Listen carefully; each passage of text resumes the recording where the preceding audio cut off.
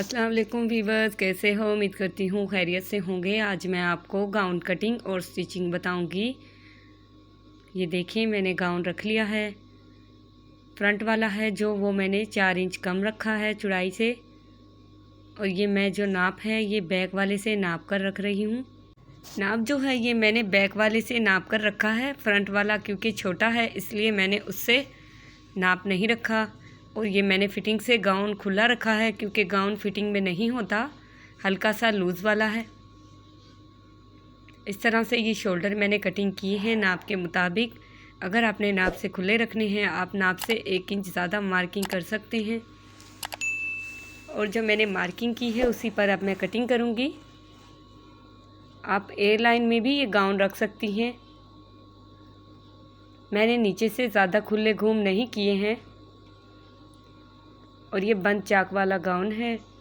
दरमियान में हम ट्राउज़र का कपड़ा ऐड करेंगे। एक ट्राउज़र के कपड़े से हम दरमियान में भी ऐड करेंगे और ट्राउज़र भी बनाएंगे। फ्रंट वाला जो कंधा है वो मैंने इस तरह से 1.5 इंच ज़्यादा कटिंग किया है आगे से, और फ्रंट से मैंने इस तरह से दरमियान से कट कर लेना है।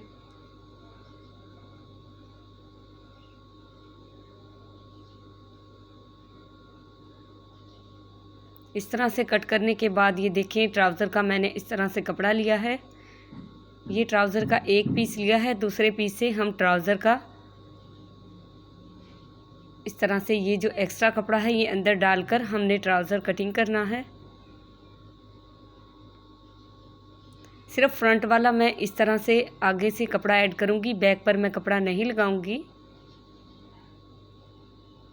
ये देखें, ये एक पीस है और सिर्फ फ्रंट पर रखना है क्योंकि ये मोटा कपड़ा है। अगर हम बैक पर नहीं लगाएंगे तो नज़र नहीं आएगा नीचे से। इस तरह से मैंने ये फोल्डिंग करनी है। ये देखें, तरीका मैं आपको बताऊंगी। पहले मैं नीचे वाला गला इस तरह से कटिंग करूंगी, बगैर बुकरम के फोल्ड करके मैं ये तैयार करूंगी और मैं आपको दिखाऊंगी। आपने जितना गहरा रखना है आप उतना ही मार्किंग कर लें। इस तरह से चौड़ाई भी आप अपने मुताबिक रख सकते हैं। अगर आपने ज़्यादा खुला रखना है तो मार्किंग ज़्यादा खुली कर सकते हैं। जो मैंने मार्किंग की है उसी पर मैं कटिंग करूंगी। अब मैंने ये ज़्यादा गहरा गला नहीं रखा है क्योंकि अभी मैंने ये फ़ोल्ड भी करना है, इसलिए ये ज़्यादा बड़ा हो जाएगा। हमने फोल्डिंग का छोड़कर इस तरह से कटिंग किया है। अब मैं 1/2 इंच इस तरह से कट लगाऊंगी। वो कट मैं इसलिए लगाऊंगी क्योंकि मैंने फ़ोल्ड करना है। अगर कट नहीं लगाऊंगी तो ये फ़ोल्ड नहीं होगा क्योंकि ये चौकोर शेप में है। अब मैं इसे फ़ोल्ड करूंगी 1/2 इंच पर। इस तरह से बगैर बुकरम के मैं गला तैयार करूंगी नीचे वाला। इस तरह से मैंने ये फ़ोल्ड करना है गला,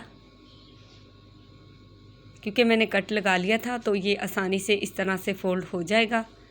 अगर आप कट नहीं लगाएंगी, आप बुकरम वाला भी गला इस तरह से स्टिच कर सकती हैं, यानी अलग कपड़े पर चिपकाकर आप इस तरह से गला तैयार कर लें। अगर आप इस तरह से फ़ोल्ड नहीं करना चाहती।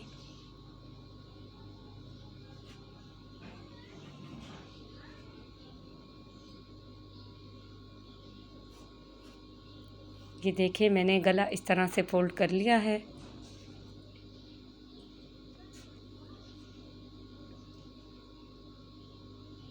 ये देखें, अब जो मैंने ओपन आगे से शर्ट का कपड़ा लिया है वो भी दोनों साइड से फ़ोल्ड करना है। ये देखें, इस तरह से ये ओपन में मैंने 1/2 इंच का फ़ोल्ड करना है।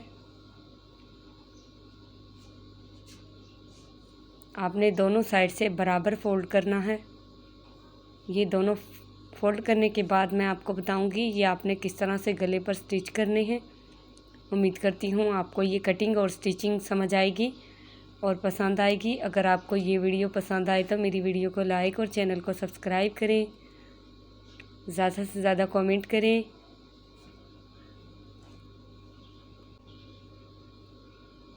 इसी तरह से दूसरा हिस्सा भी मैं ऐसे ही फ़ोल्ड करूँगी।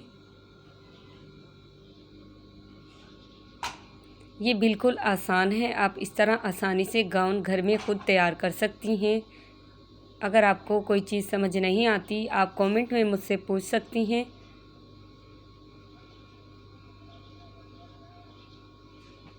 कम कपड़े में मैंने इस तरह से गाउन स्टिच किया है। एक ट्राउज़र के कपड़े में मैंने गाउन भी तैयार किया है, यानी गाउन के नीचे मैंने वो शमीज़ ऐड की है और ट्राउज़र भी मैंने स्टिच किया है। मैं आपको दिखाऊंगी कि ये मुकम्मल किस तरह से खूबसूरत लगेगा। अब जो मैंने नीचे वाला गला फ़ोल्ड किया था, ये देखिए, उस पर रखकर मैं इस तरह से सिलाई लगाऊंगी। पहले मैं शोल्डर पर सिलाई लगाऊंगी। आपने फिटिंग वाली जगह पे अच्छी तरह से सेट कर लेना है बराबर। उसके बाद आपने इस तरह से, ये देखिए, शोल्डर पर सिलाई लगानी है।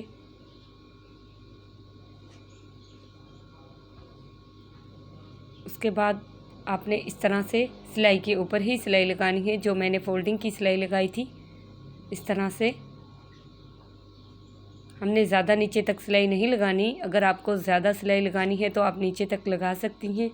मैंने सिर्फ गले से थोड़ी नीचे ही सिलाई लगाई है, यानी आप 10 इंच पर इस तरह सिलाई लगा सकते हैं। इसी तरह से दूसरी साइड पर भी मैं शोल्डर स्टिच करूँगी। जो नीचे वाला कपड़ा है वो शोल्डर के दरमियान में है, यानी गले के दरमियान से नज़र नहीं आएगा। इस तरह से उसके बाद जितना मैंने वहाँ पर सिलाई लगाई है दूसरी साइड पर, इसी तरह यहाँ पर भी मैंने उतनी ही सिलाई लगानी है। दोनों साइड से बराबर अच्छी तरह सेट करने के बाद आपने सिलाई के ऊपर ही सिलाई लगानी है।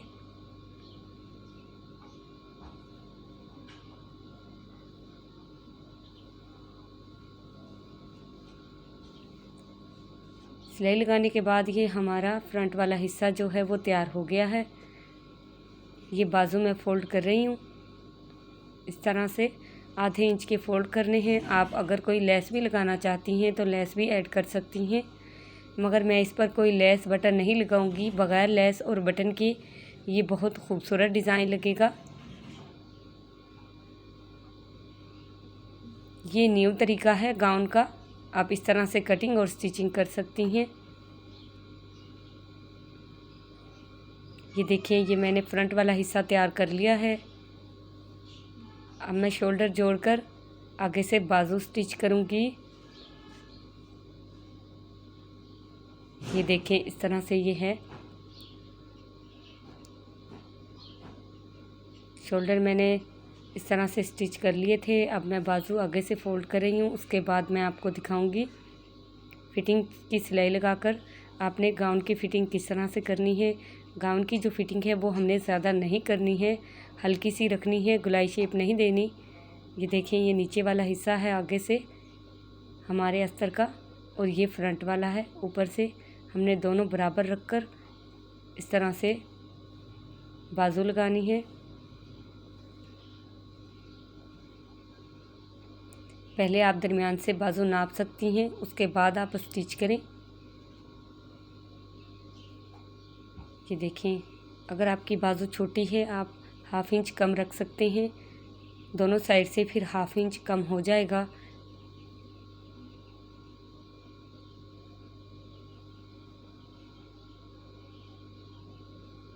उसके बाद मैं फिटिंग की सिलाई लगाऊंगी।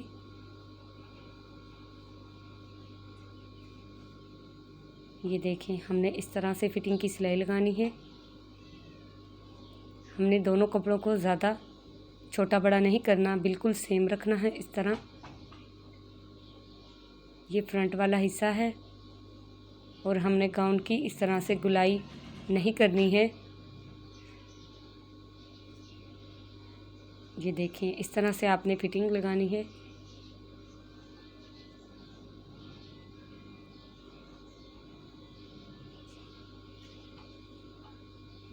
मैंने एक गिट छोटा रखा है, जो नीचे से अस्तर है, यानी 8 इंच कम रखा है। आप इससे ज़्यादा कम या लंबा रख सकती हैं। अगर आपको ज़्यादा छोटा अस्तर पसंद नहीं है, आप ज़्यादा उसे लंबाई में रख सकती हैं।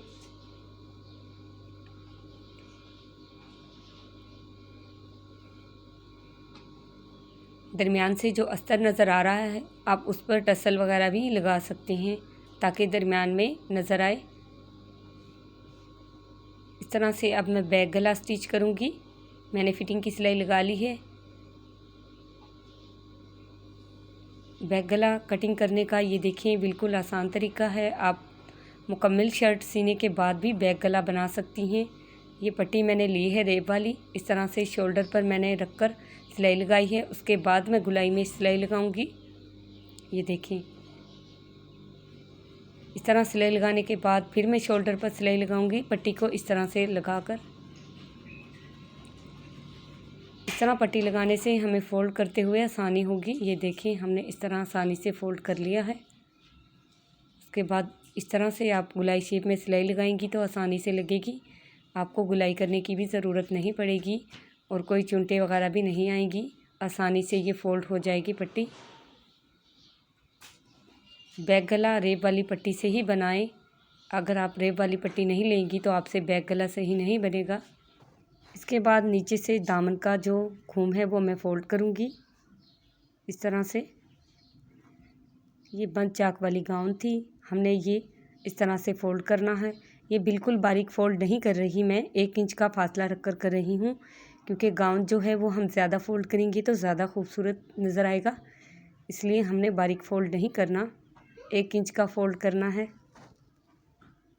फ़ोल्ड करने के बाद हमारा गाउन तैयार हो जाएगा। हम ट्राउज़र तैयार करके आपको दिखाएंगे कि ये कैसा नज़र आ रहा है, ट्राउज़र और गाउन।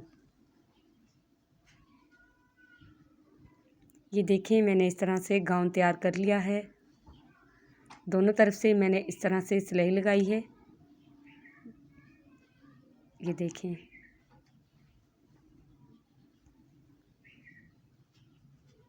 यहाँ से मैंने फिटिंग साथ में दी है, सिर्फ फ्रंट पर मैंने अस्तर लगाया है।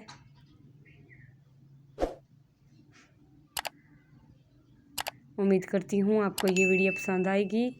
वीडियो पसंद आए तो वीडियो को लाइक और चैनल को सब्सक्राइब करें, ज़्यादा से ज़्यादा शेयर करें। कमेंट में बताएं आपको ये डिज़ाइन कैसा लगा। ये देखिए, एक ट्राउज़र में मैंने इस तरह से ट्राउज़र और शर्ट तैयार की है। ये मैंने ज़्यादा फिटिंग में नहीं रखा ट्राउज़र, और खुला भी नहीं है। मिलते हैं नेक्स्ट वीडियो में। दुआओं में याद रखें। खुदा हाफिज़।